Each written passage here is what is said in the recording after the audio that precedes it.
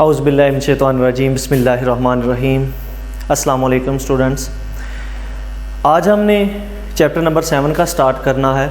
आप मोशंस की different type के बारे में पढ़ चुके हैं। हमारे पास मोशन की जो मेजर 3 टाइप होती हैं, जिसके बारे में हमने चैप्टर नंबर 3 के अंदर एक टाइप के बारे में पढ़ा था जिसका नाम था लीनियर मोशन। अगर कोई भी बॉडी सीधी लाइन के अंदर अपनी मोशन कर रहा है तो उसको हम लीनियर मोशन कहते थे, यानी कि उसकी मोशन वो हॉरिजॉन्टल भी हो सकती है, उसकी मोशन वर्टिकल भी हो सकती है। लेकिन कंडीशन ये है कि अगर किसी भी बॉडी की किसी एक लाइन के जो है वो करस्पॉन्डिंग मोशन हो रही है तो उसकी मोशन को हम लीनियर मोशन कहते थे। फॉर एग्जांपल, एक रोड के ऊपर एक कार जा रही है तो उसकी जो मोशन है वो लीनियर मोशन है। दूसरे नंबर पे अगर हम चैप्टर नंबर 5 की बात करें तो उसमें हमने सर्कुलर मोशन के बारे में पढ़ा। अगर कोई भी बॉडी किसी भी सर्कल के अंदर जो है वो अपनी मोशन को धरा रहा है तो उसकी जो मोशन है वो सर्कुलर मोशन है। तो ये तीसरी जो टाइप की मोशन थी, आज हमने चैप्टर नंबर 7 के अंदर उस काइंड के बारे में पढ़ना है। उसका नाम है ऑसिलेटरी मोशन। ऑसिलेटरी मोशन क्या होती है?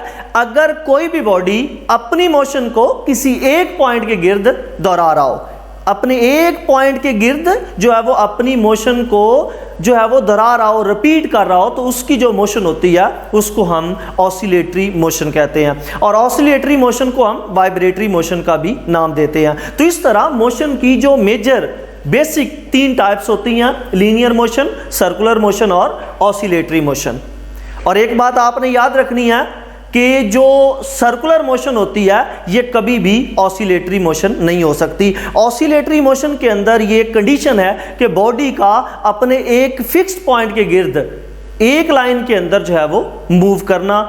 तो हमारे पास यहाँ पे हम ऑसिलेटरी मोशन के कुछ एग्जांपल्स के बारे में पढ़ेंगे कि कौन कौन सी जो मोशन है वो ऑसिलेटरी मोशन है। अगर हम एक सिंपल पेंडुलम की मोशन की बात करें तो वो अपने एक पॉइंट के गिर्द अपनी मोशन को क्या करता है? दोहराता है। तो इस तरह जो सिंपल पेंडुलम की मोशन है उसको हम ऑसिलेटरी मोशन का नाम देते हैं। अगले नंबर पे अगर हम एक स्प्रिंग के साथ कोई मैस बांधें और उसको हम क्या करें, उसको हम स्ट्रेच करें, उसके बाद हम छोड़ दें तो वो अपने एक पॉइंट के गिर्द अपनी मोशन को क्या करना शुरू कर देगा? दोहराना शुरू कर देगा।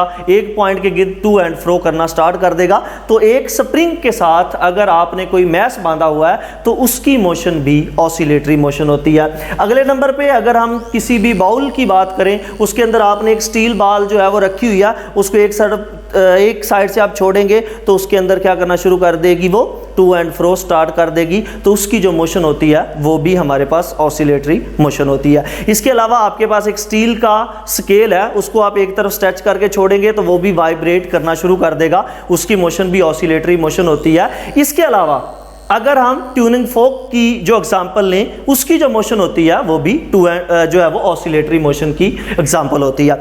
अच्छा, जो ऑसिलेटरी मोशन होती है उसकी बेसिक 2 टाइप है। एक हमारे पास होती है सिंपल हार्मोनिक मोशन और दूसरे नंबर पे उसकी जो टाइप है वो होती है ड्राइविंग हार्मोनिक मोशन।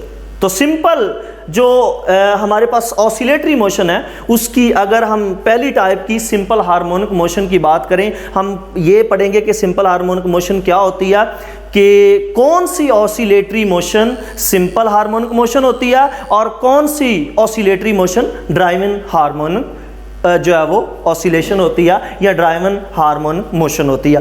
अगर हम एक देखिए, ये सारी की सारी एग्जांपल हमारे पास ऑसिलेटरी मोशन की थी।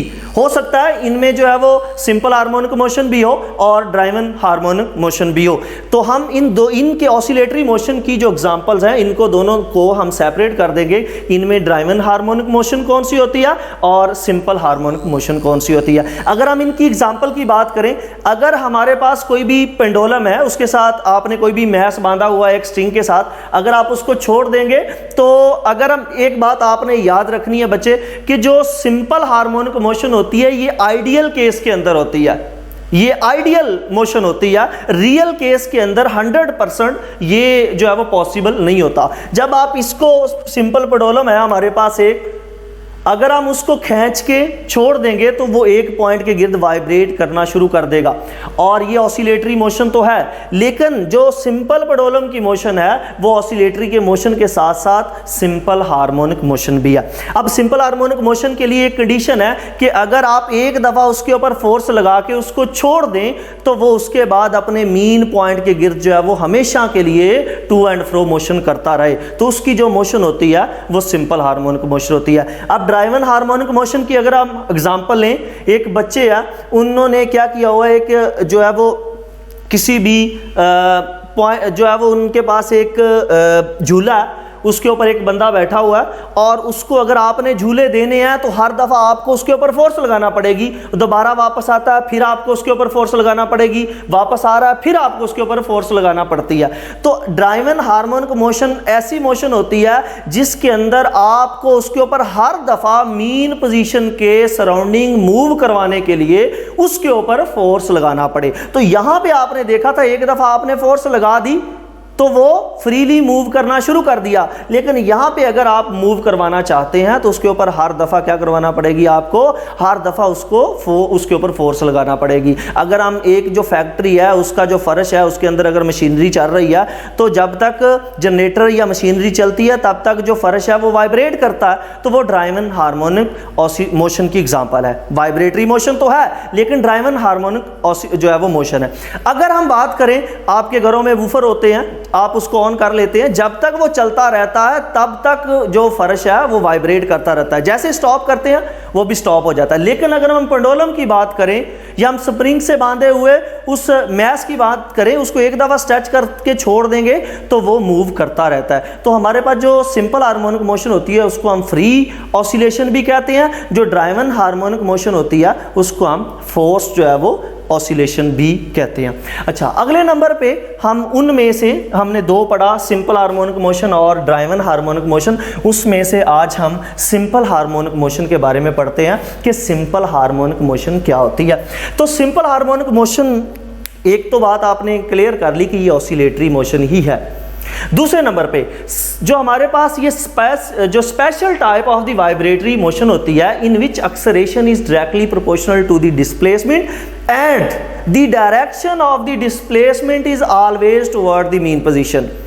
हमारे पास सिंपल हार्मोनिक मोशन के लिए दो कंडीशन जो होती हैं। पहली कंडीशन ये है कि जो हमारे पास सिंपल हार्मोनिक मोशन वो मोशन होगी जिसके अंदर बॉडी की जो मोशन है वो रिस्टोरिंग फोर्स की वजह से हो, एक कंडीशन ये। दूसरी कंडीशन ये कि उसके अंदर उस मोशन की वजह से जो एक्सेलरेशन प्रोड्यूस हो रहा है उस एक्सेलरेशन की डायरेक्शन हमेशा मीन पोजीशन की तरफ हो। फॉर एग्जांपल मैं क्या करता हूँ, मेरे पास एक स्प्रिंग है, उसके साथ मैंने एक मैस को बांध दिया, उस मैस को मैं क्या करूँगा, स्ट्रेच करूँगा, उसके ऊपर एक फोर्स लगा दूंगा। तो स्प्रिंग के ऊपर लगने वाली फोर्स आपने पढ़ा हुआ है हुक्स लॉ के according, force is directly proportional to the displacement. और प्रोपोर्शनैलिटी का सिंबल अगर आप खत्म करते हैं तो यहाँ पे एक कांस्टेंट लगाते हैं, दैट विल बी द के। अच्छा, अब हमारे पास मैंने इसके ऊपर फोर्स लगाई और इसको मैंने स्ट्रेच करके यहाँ पे ले गया। अब ये यहाँ पे स्टॉप नहीं करेगा। अब ये जब आप इसको छोड़ेंगे तो ये दोबारा मीन पोजीशन की तरफ आने की कोशिश करेगा। तो अब इसको वापस लेके आने वाली फोर्स कौन सी है, वो हम उसको रिस्टोरिंग फोर्स का नाम देते हैं।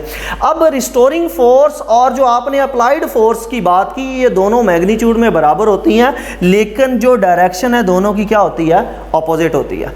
अब हमारे पास जो रिस्टोरिंग फोर्स की वजह से ये वापस आ रहा है, अब ये जब मीन पॉइंट पे आएगा तो यहाँ पे ये स्टॉप नहीं करेगा। किसकी वजह से, इनर्शिया की वजह से। इनर्शिया क्या होता है, जो बॉडी जिस हालत में होता है उसी में रहने की कोशिश करता है। अब ये मीन पॉइंट पे स्टॉप नहीं करेगा बल्कि मीन पॉइंट से आगे चला जाएगा।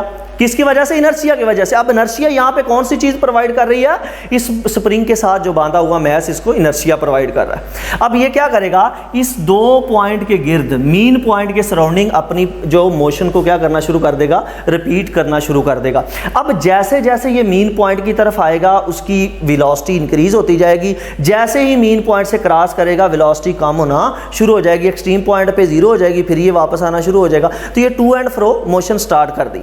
अब आपने अगर आप गौर करें तो वेलोसिटी में चेंज आ रहा है, अगर वेलोसिटी में चेंज आ रहा है तो इसका मतलब इसके अंदर एक्सेलरेशन प्रोड्यूस हो रहा है, इसका मतलब इसके ऊपर न्यूटन का जो सेकंड लॉ है वो होल्ड करता है। इसका मतलब ये हुआ कि इसके अंदर जो according to the Newton second law of motion F is equal to ma, इसके अंदर जो एक्सेलरेशन प्रोड्यूस हो रहा है वो प्रोडक्ट है मास और एक्सेलरेशन का। अच्छा, अब इन दोनों इक्वेशन को अगर मैं कंपेयर करूं तो मेरे पास F is equal to minus k x, F is equal to ma।